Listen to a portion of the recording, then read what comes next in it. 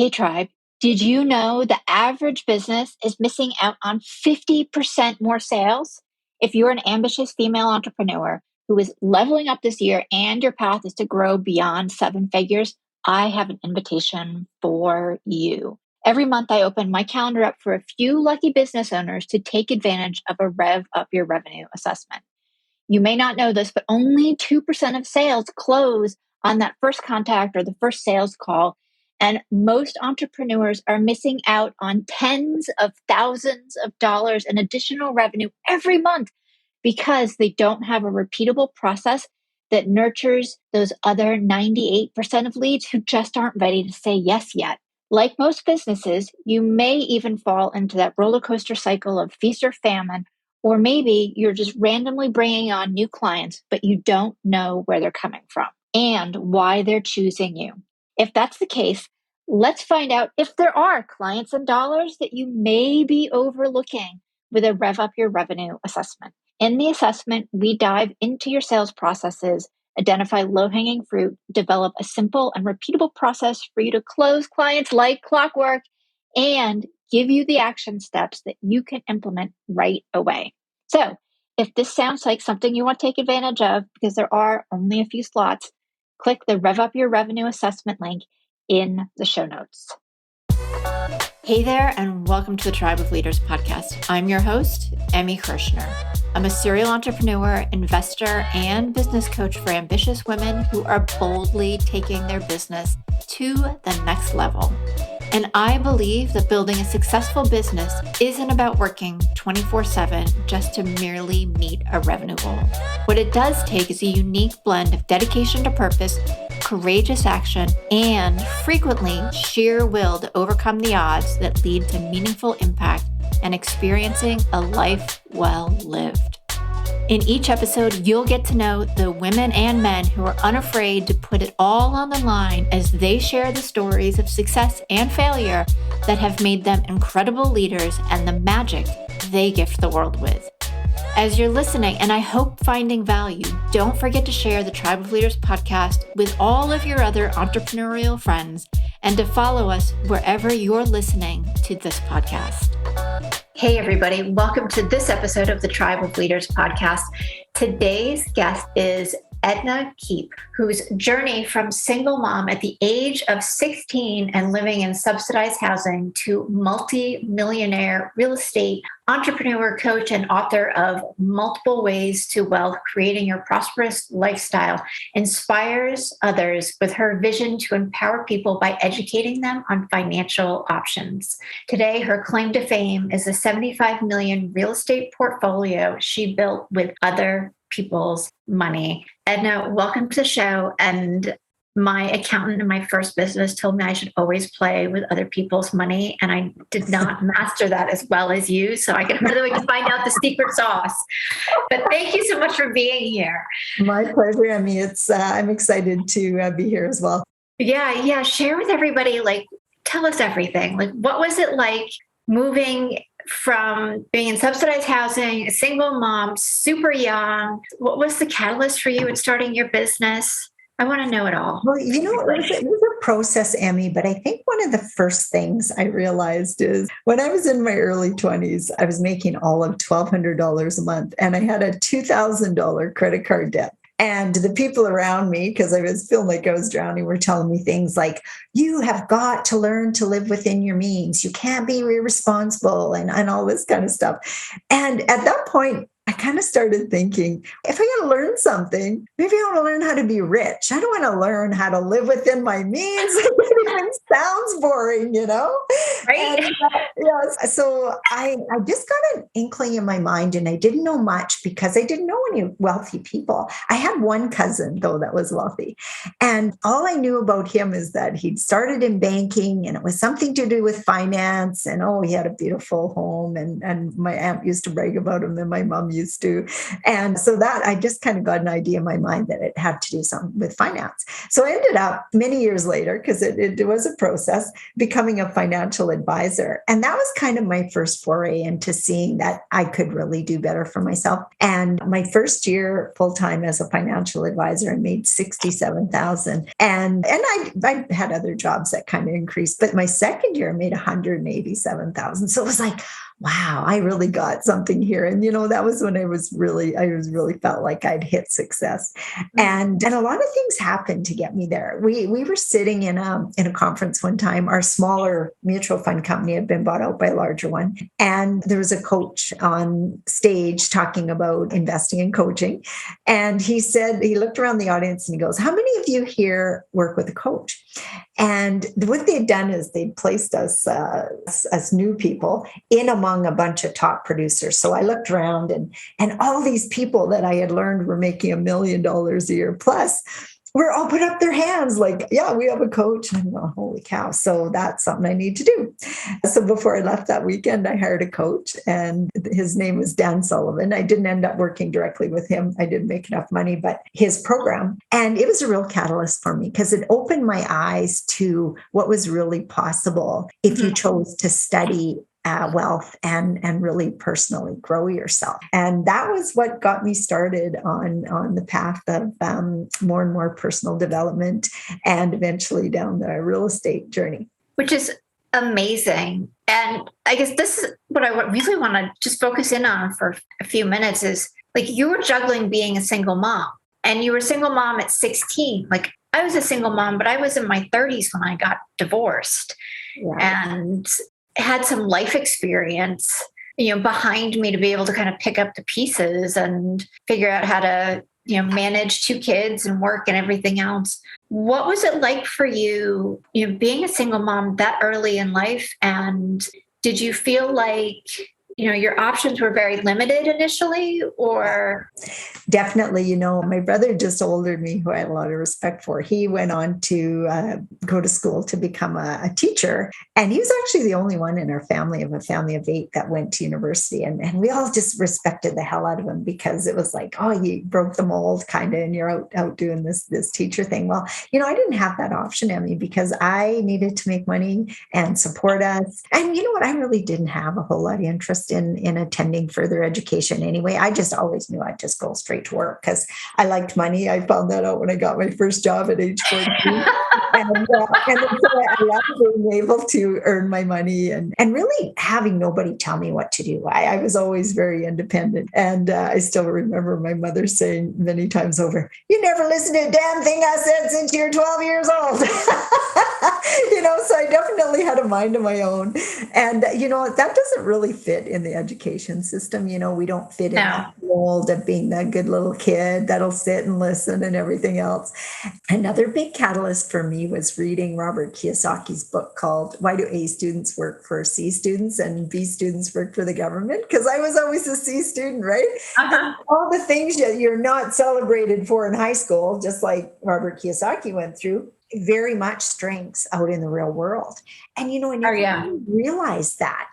And that was huge for me to really realize that all the stuff that I was condemned for in high school is what allowed me to take on a sales position, learn how to be an entrepreneur, and then expand onto that. Because, even to this day, I don't feel the need to be perfect in anything. I surround myself with people who have that need because we need them in the group, right? But I don't have that need. And that, I think, is what allows me to expand and grow and accept the failures that happen along the way and keep one foot in front of the other, Yeah, absolutely. I think that's one of the characteristics of entrepreneurs in general is it's not necessarily whether or not they did well, although most of the entrepreneurs I know were more in that C range, but that they knew that ongoing, like, and I'm air quoting, formal education was not their path. Yeah. And not that they didn't want to learn, but they had to do it in a different way. Exactly. Yeah. So that's incredible. That sit down, shut up part didn't work for me, Emmy. Oh, no.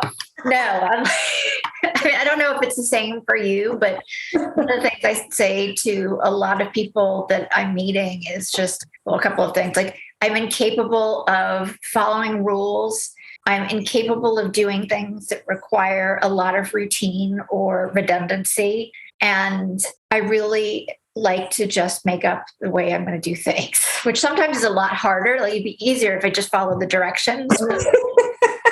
Exactly. I don't even like to read the directions. Oh, no, no, no. Everybody, no, people make fun of me because I'm like, why would you read the directions? I give that to my husband and go, here, you read the directions. Like, You put it yeah, why doesn't it just work? So very true. I was just going to say, but you know what, to find out that that's actually a strength was the big thing.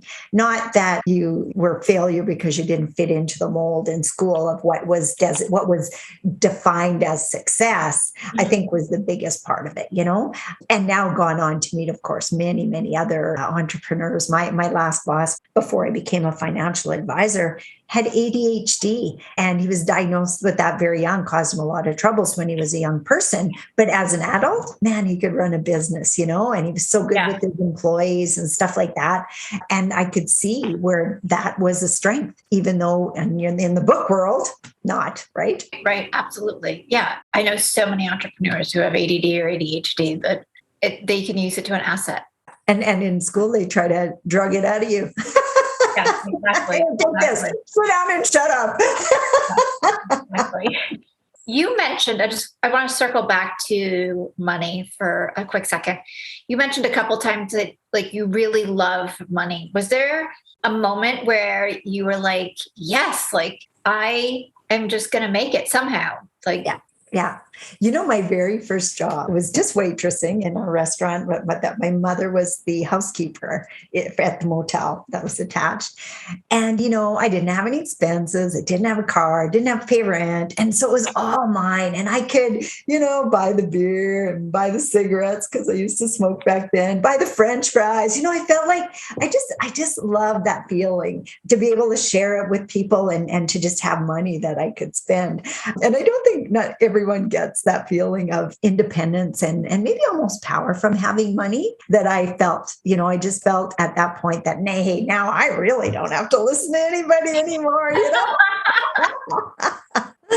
And then as I got older, I really had the belief that I could make money. And I would read magazine articles. Like I remember reading about this lady in the Chatelaine magazine and hearing that she was making $300,000 a year as a financial advisor. And I thought, I should learn how to do that. I can learn how to do that. And then I did. I went ahead and, the other thing that I always had to do that maybe other people advantage, disadvantage, who knows? But because I had a kid, I could never give up my job and just go do one of those things. It was always a side thing. So evenings, weekends that I was studying all this stuff. But, that's really helped me over the years too, that, I was always kind of studying something on the side. They call them side gigs nowadays, or learning something on the side. And that really helped too. Just kind of pushing forward, learning this, learning that, deciding, that career path, this career path. Oh, I like this one, So you had a number of kind of side gigs as you were building your business and your career as a financial advisor too. So what were some of the things that you did? Well, when I was, my first job out of high school was actually at a doctor's office. And for the first few years, again, I thought I had it made. I had my weekends and evenings off, working 8 to 5, and all my friends were either in the service industry at a restaurant or retail. And so everybody kind of thought I just had the cat by the tail, right? And I really liked it for my first couple of years. And then I got bored because it was reception work. I was basically walking patients in and out, pulling filing and stuff. And I got bored. So I started studying because the girls in my office, they were the ones that earn more money, because I was very money motivated. They were earning a couple $100 more a month than me.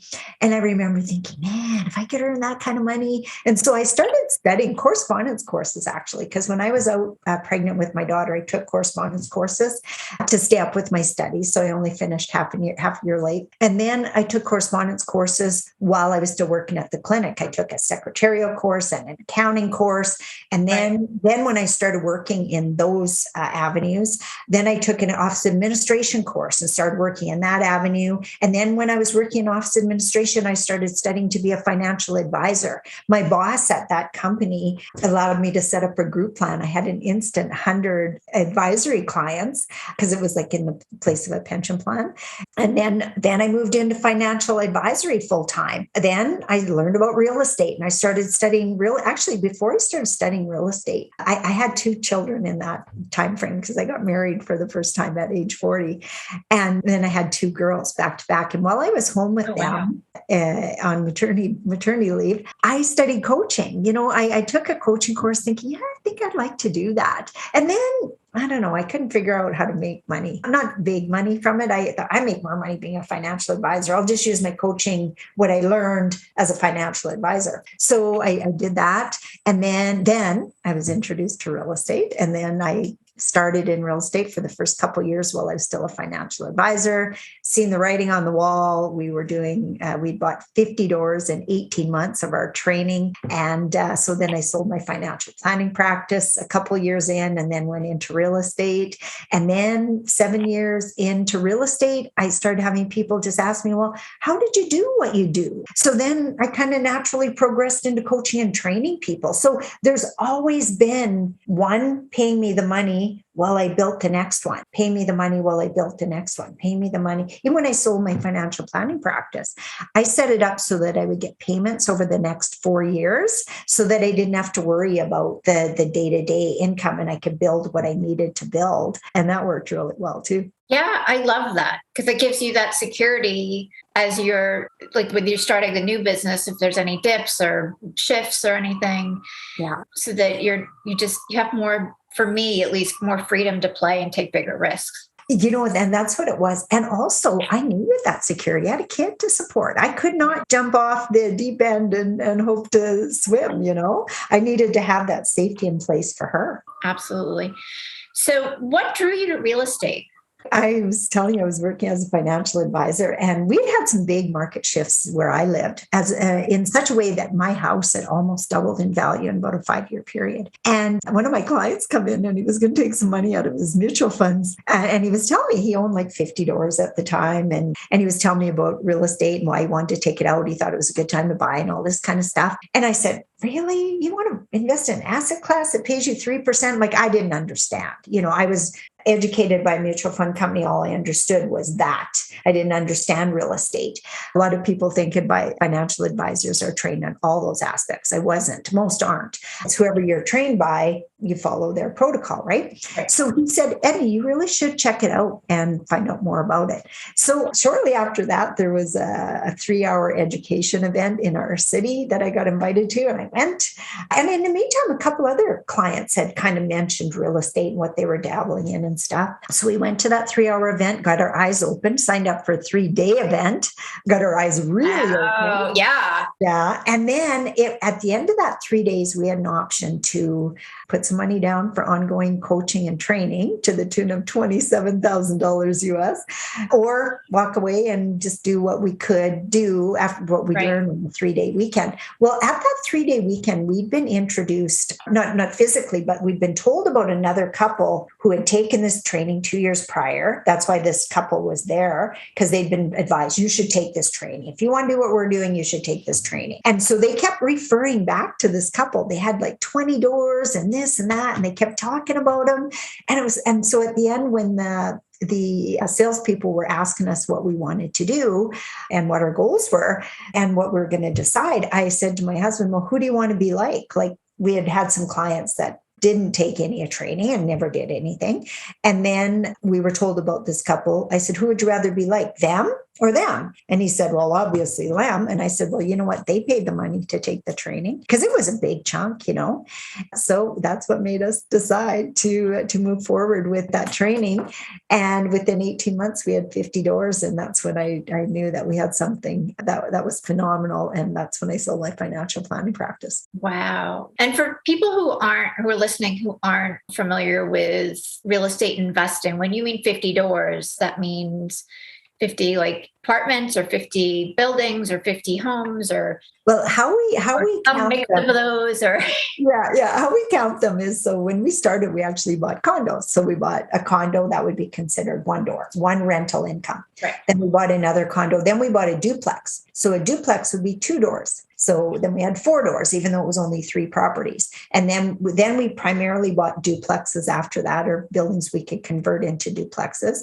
Then we bought a 24 unit apartment building. So a 24 unit apartment building would be 24 doors. Wow. Yeah, Wow. so 50 doors in 18 months. And we were actually inducted into Robert Kiyosaki's Hall of Fame for what we had accomplished in our first 2 years in the business at that point. Well, congratulations. And I'm not surprised. Well, there's a few things, again, that were catalysts to our success. One was we hired a coach with the training program. So we had a one-on-one coach that helped us with a lot of our fears and lack of knowledge and just implementing the steps. Because, I mean, you can get the education, but if you're not implementing the steps, I met lots of people that took the same education as we did, but never bought anything. And I realized after a few different things that they did differently than we did. But we hired a coach, but also, that first couple that I told you, the other couple we're talking about all the time, we actually met them at one of the networking events that our coach put on, because she also coached them. So she put on a dinner, invited a bunch of her students. We ended up partnering with them on a bunch of deals after that. And that really helped us grow, because it took a lot of our fear out, because they would take me into houses and I would go, "Ooh, I don't like this house." And they would go, "Edna, you don't need to like this house. It's for a tenant. It's not for you." So they took a lot of the fear. They knew the areas. They understood the whole rental market. They were running property management by then. And that really took a lot of fear away from us. That's great. So you had a mentor as well as the coach to really help you dive in. I mean, deeply, like not just jump in ankle deep, but like really up to your waist, but with support, which is fantastic. Exactly. And, we always talked that we kind of inspired each other. I would push, he would push, they would push, and then next thing you know, like I'd bring a deal to the table, they'd bring a deal to the table. It was like, and we just kept pushing each other and moving, very, very quickly. That's how we ended up with that 24 unit apartment building, because I got approached with it from my realtor, but I didn't have a clue about property management. So when they'd been out of town for the weekend making some goals and at the convention, they came back and I said, "Hey, if I bought a 24 unit apartment building, would you guys partner with us on it?" And they went, "Oh yeah, absolutely. That's what we set as a year goal, and we're going to make it in one deal." So it was like, "Okay, let's do it." And then we did it together. Awesome. So how did you get started? So, I mean, you had the coach, you had these wonderful mentors too. I presume started with like one property and then added a couple more. How do you grow exponentially? Like, how does that work? It starts with one. So definitely that was our scariest one, was our first one. But there was a few extenuating circumstances that were kind of funny. We had connected with a realtor that we knew that had actually sold us our last home. And he started showing us some rental properties. So he took us to this apartment building that had been converted to condos. And he was telling us that they had put them up for sale and they were selling them. And my oldest daughter had actually just moved into one of them. And I said, "Wow." I said, "Is that one for sale?" And checks his list and goes, "As a matter of fact, it is." I said, "Okay, I'll buy that one," because then I know I got a tenant. I didn't have to worry about having a bad tenant, because those are one of the scary things, right? And then the second one we bought happened because my daughter got to meet the neighbors and she said, "Mom, these guys have lived there for 17 years. And I went, "Wow, okay, well, that's a guaranteed tenant for life. I'll buy that one too." So that was our first two purchases. But again, we used our coach. She helped us through evaluating it, understanding it, making sure it was going to cash flow, all that kind of stuff. And then the scaling part came just because, we were seeing initial success. We weren't scared to go after more. And, we'd go back to these conferences and we'd run into people who'd taken the same classes as we had, but hadn't got anywhere, or maybe got a few properties. So just in questioning back and forth, because people would say things to me like, "Well, how'd you grow so fast?" And I'd go, "Well, how come you got stuck?" And so just in having those conversations, I found out that people were buying 1, 2, 3, 4 doors and then getting stuck at that level. And the reason is because they they were doing everything themselves. They were trying to manage the deal. They were property managing it. They were going over there on the weekends and evenings to fix the toilets and deal with the tenants and all that. And I realized that that was what we did differently. We stayed away from that side of things right from the beginning, maybe because our first partner was a property manager, but we just knew we did not want to be dealing with tenants and toilets. And that's what allowed us to scale, is we stayed out of that sandbox and we concentrated on, my strength was already dealing with investors through my career as a financial advisor. So we concentrated on raising the capital for the deals. Yeah, that makes complete sense, because one of the things I've thought about, and not like with any seriousness, but I definitely don't want to be dealing with toilets at all, and or anybody else's.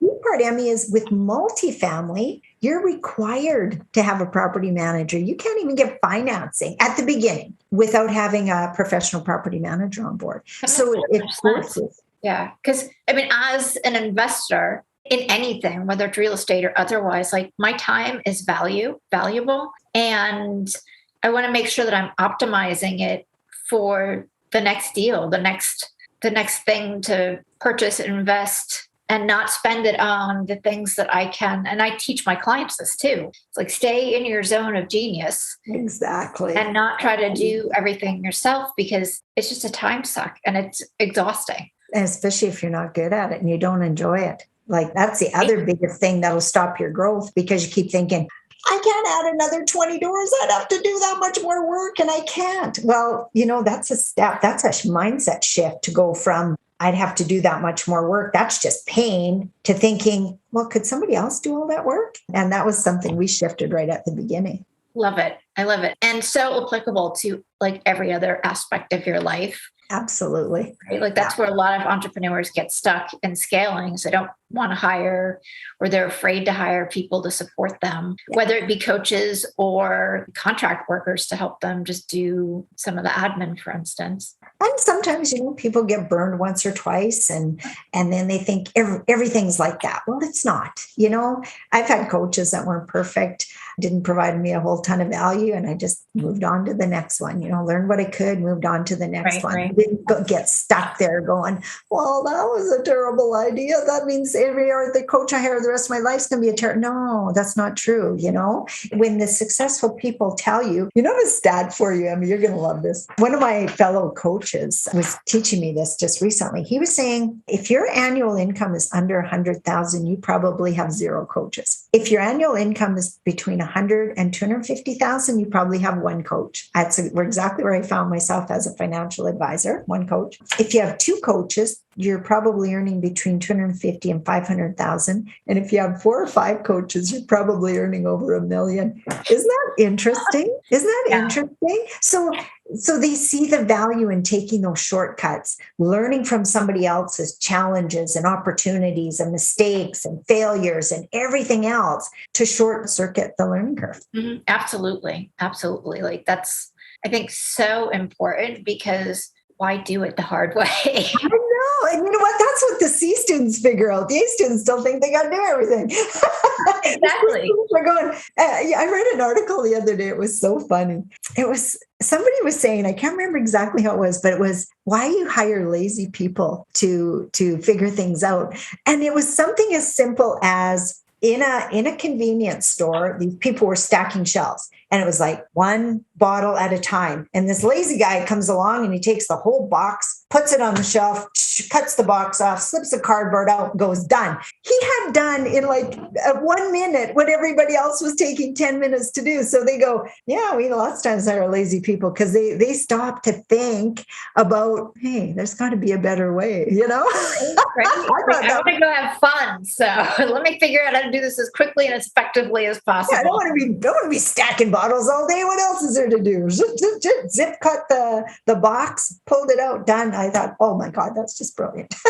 Yeah, absolutely. Yeah, I love that. For somebody who wants to get started, who's like, oh, real estate investing, like that would be super fun. And this sounds like such a really cool way to have something to play with from a financial investing standpoint, but also have some income. How does somebody get started? Well, really, it's just a decision. Because no matter what you do, you go to school to be a doctor, you got 8 years of school. You go to school to be an engineer, you got 8 years of school. You go to school to be a nurse, you got 4. You go to school to be a financial advisor. I took my certified financial planner designation over 3 years. So everything, there's got to be some education. So start with books, podcasts, webinars to see if it's even an interest. And I have lots of people, they usually come to me once they've already owned a few properties. So they already know and love real estate and then want to scale. And that's generally when they come to me. But I've taken brand new beginners who read Robert Kiyosaki's books and going, I don't want to be an employee. I want to be self-employed. I want to understand that whole cash flow quadrant thing, and got into multifamily straight out of the case. I had a 19 and 20-year-old guy that started with me that still lived at home. Guys, there were 2 of them, they're friends, still lived at home with their parents when they bought their first 72 doors of apartment buildings. Well, you don't do that without having a mentor and a coach with you. You might buy a house here and a house there because that's kind of the tradition. But if you want to go big, and you can, you got to get a mentor, you got to get a coach, you got to understand the strategy, and you have to invest in your own education. You don't get it from reading books or watching YouTube videos. Right. Yeah. At some point, you have to put all the theory into action. Yeah, because I always tell my students, you can study till the cows come home, even my own course. It's not till you actually take what you've learned and buy a building that you're really even going to know that you know what you know. And that's when the rubber hits the road. And if you have somebody holding your hand through the process, it takes your fear away. Maybe not all of it, but at least you can go step 1, step 2, step 3, step 4, own the building. But lots of people get stuck in that perpetuating education, and never take the steps. What is your course? Tell us the name. It's called 90 Days to 5K. And the premise there is that in 90 days, you'll know what it's going to take for you to make $5,000 a month in recurring income from your real estate investments. Most of my students are hitting that between the 12 and 18 month mark. Remember, I told you we did our first 50 doors in 18 months. We hit it in 18 months. I've had some students hit 100 doors in 18 months, kick my ass. But, but you know what? It's a system. So it's like, okay, first you got to do this, then you got to do this. And I take them through the system. So there's a learning component and an action component, a learning component and an action component. And the natural next progression is you buy a building. I do it in a group basis where you're around like-minded people. And their number one goal is to own a building within the next year. And when you're with a whole group of people like that, you're not going to be left behind. It's like, yeah, I got to get a building too, and being around like-minded people, somebody started 3 months ago and they're already making offers, getting accepted offers. And the new people are looking at them going, they might look at me and go, oh yeah, it'll take me years to be like Edna. But they look at the other students and they go, there's nothing special about him. I can do what he does. I can do what she does. And then it gives them incentive and inspiration to take some of those steps that takes you to the step that you own a building. Awesome. Well, we will definitely get the link for that in the show notes so that anybody who's listening and wants to check it out can do so, because that sounds phenomenal. And I love that your course is learn and then implement. I think for me, at least too many times, it's just ongoing learning, and I need to go do stuff to really cement it into my brain. Most people should, even if they don't think they should. That's what they need to do, because that's only. I just had a teacher sign up the other day, and I said, you know what it was like when you were sitting in class being taught to be a teacher? Yeah, I said, it's different when you're standing at the front of the classroom and being a teacher. Oh yeah. I said, it's the same thing in real estate. It's not till you really go through your paces. And that's where I hold your hand too. So it's not like you're off on your own. I hold your hand. I help you make the offer, help you analyze the deal, all that kind of stuff. And it's important to know what to do when. And that's the other part, because you just can't, even if you've been through the education part, it's still, I have this building, what do I do now? And then, okay, let's do this. And then let's do this. And then let's do this. And then that's how it happens. So cool. How long do you hold on to your properties for? Well, we're in kind of long-term buy and hold, and we try to hold them as long as possible. But, we have some investors that age out and they don't want to own them anymore. So, sometimes we're kind of forced to sell and cash out, kind of make our profits on a building and stuff like that. Sometimes we're selling smaller ones to get larger ones, different stuff like that. Sometimes some partners don't want to do it anymore. So you get new partners, and sometimes you bring new partners in on existing deals.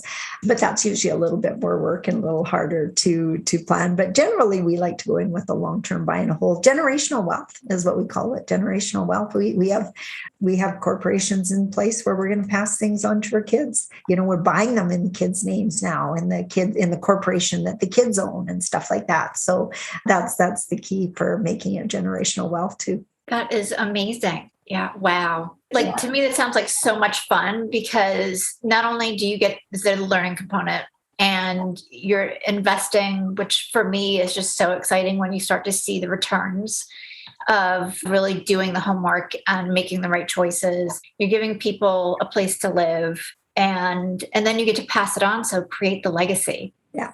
Exactly. And, I always tease my daughters because they've grown up in a pretty nice lifestyle, and they're not that interested in real estate. They're only 17 and 19.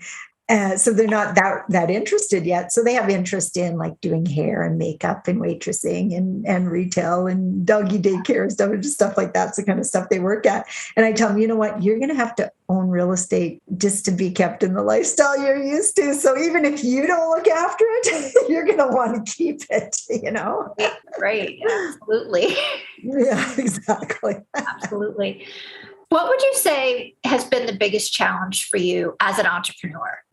Just the continual growth cycle, because it never goes away. I believe that goals are meant to make you grow and not for you to get, because every time you hit a new goal, and I remember thinking this in the past, when the first time I made 100,000 a year, it was like, who would ever need more than that? Or should I say, when I was shooting for it, who would ever need more than that? I would just give it away if I made more than 100,000 a year. That's how I honestly thought. And then I got there and it was like, yeah, that's not enough. And then it was, okay, well, what's your goal now? Well, it's 200,000 a year, and on and on. And you know what? I realize now that we're goal-seeking mechanisms. We just are. That's how the universe works. And if you don't have a goal, you're going backwards. That's when people retire, they die young, all that kind of stuff, because they don't have any goals. I know people like Bob Proctor, for example. He's on stage at 87 years old, giving more value than he ever did when he was 26. That's what I vision for my life, is like, I always want to have more and more and more goals, a reason to get up in the morning, a reason to be excited about my life. I'm never looking forward to retirement, ever. And some people think I'm crazy because they go, well, when's enough? It's not about more. It's really about more personal growth. And I think you owe it to yourself to keep going after those goals, just to keep your life exciting and fun and moving forward. I so agree with you. I can't envision not working, and I'm sure how I work will be very different as I get older. But the people I know who are in their late 70s and 80s that are the healthiest are the ones that are still, and I'm air quoting, working, but they're giving value of some kind. And whether they're making money from it or not, doesn't, like, that I think matters less. But it's about the value they can give to other people, and the continuous learning too. Yeah. Yeah, absolutely. Because and I love that. My mantra for years has been learn, grow, share. I love that. I love learning. I love growing, and I love sharing what I've learned. Yeah. I mean, imagine if we all could give one piece of wisdom to somebody else that would help them shortcut something in their life, what that would do for humanity. Yeah. Yeah, exactly. So absolutely. Edna, this has been such a cool conversation. I don't think we've ever talked about real estate like this on the podcast before. And I'm super excited now. I'm going to have to check out your course. Absolutely. Too, so that I could kind of add that into my, what do I want to create in the next 5 years plan. And again, you said it was 90 days to 5K for the course. Yeah. We're going to have the link. And where can people connect with you? The easiest way to connect with me is on my website, which is my name, ednakeep.com. My email address is edna@ednakeep.com, and I'm all over social media, Edna Keep. Awesome. Thank you so much for being here today. Absolutely. I love having you. Oh, good. Awesome. Well, I'd like to hear that too. So I hope I provided some good insight and value to your audience. And I love what you do too, Emmy. It's such a thing to give back, because you get to learn, and I'm a podcast host too, so I know what it's like. We get to meet the most interesting people, don't we? And share that with the people that we surround ourselves with. And I love that you do that. It's such a huge component for people's learning nowadays. Yeah, absolutely. Absolutely. Thank you. And share with everybody what your podcast is so they can check you out there. 7-Figure Real Estate. Beautiful. Yeah, and I'm launching a new one, but my team is still searching for a name on it. So I'm going to have a new one too coming up where I'm going to be interviewing success stories within the real estate world and just getting their insights on what it takes to get the first few properties, because that's usually a sticking point for a lot of people too. I'm sure it is. It sounds super fun. And everybody go check both of those podcasts out as soon as the second one is kind of up and running. Do you have a launch date for that once you have? We're thinking around 10 weeks that it'll happen. Okay. A lot of it depends on how fast we get the information over with my team and everything like that. But I think that's what they're thinking is around 10 weeks. And I'm sure they can, at the time, just enter my name in the podcast to get it. So yeah, then we'll have the second one. Awesome. Well, thank you again so much. And for everybody who is listening, we will see you next week. Thanks, Emmy.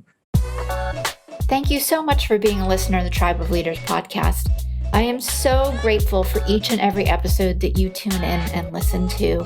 And I hope that you get a ton of value that you can implement starting today. I do have just a quick favor. If you wouldn't mind hopping on to wherever it is that you listen to podcasts and leave us a rating and review, it would help us tremendously so that the Tribe of Leaders podcast can be found more easily and help inspire other entrepreneurial leaders.